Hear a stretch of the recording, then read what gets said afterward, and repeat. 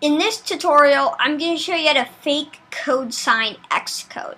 Now this is really great if, for instance, you want to test your app.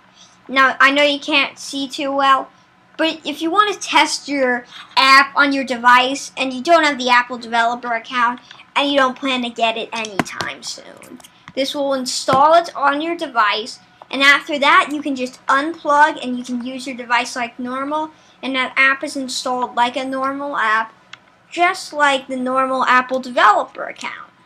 Except this time it's free. And the best part is no downloads. Are you ready to fake code sign xcode? Well, the only requirement besides having a Mac with xcode is that you have to be jailbroken. So head over to this Manage tab, Edit, Add cydia.heaveniphone.com.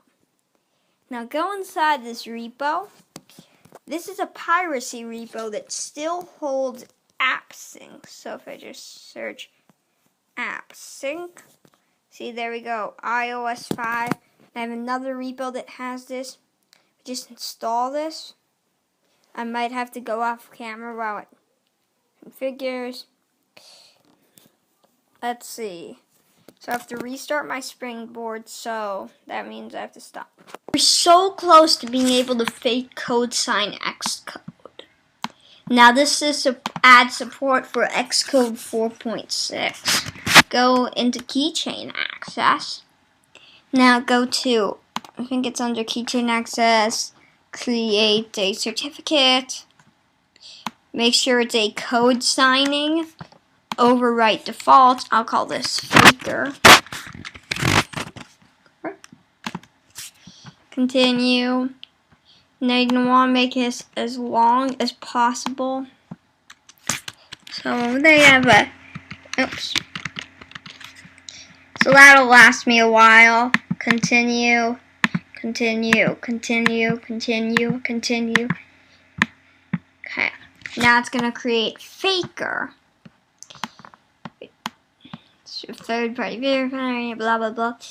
Alright, once you have faker, go to xcode, hit show original, hit show package content, and find the iOS info.p list, which then you switch into default properties. You change this code sign to xcode sign context. And same thing for, I think it's not UI, it's default, no, override. There you go. And then, so you see, this is not by default. So now, open up xcode, go to your project. Oh, and don't forget to plug your device into your computer. And it should recognize me in a second, and it's going to pop up a bunch of annoying stuff, which is always fun. Alright, it's recognized. At least my device has. Woo, gotta. Alright, but now slide over, go to build phases. Make sure all these are set to, see, faker, or real fake code sign. You can select other, which you can call fake.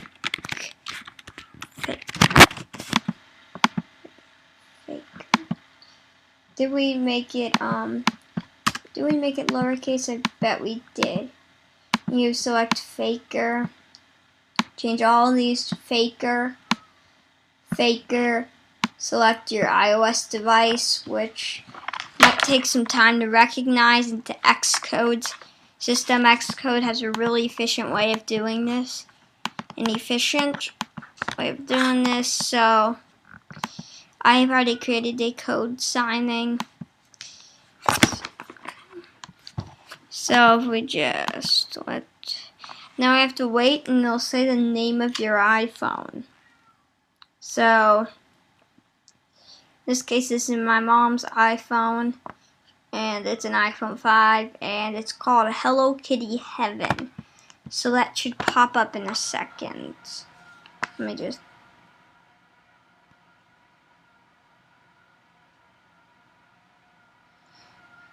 let me just wait until it recognizes my device. Okay. Another thing you can do is unplug, replug. And in xcode, yep, it identifies from here, but you can go to your organizer.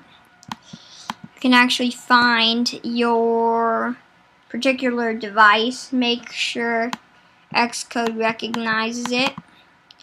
I'm jailbroken on iOS 6.1, so yeah. Now there we go, recognizes. Now the fun part.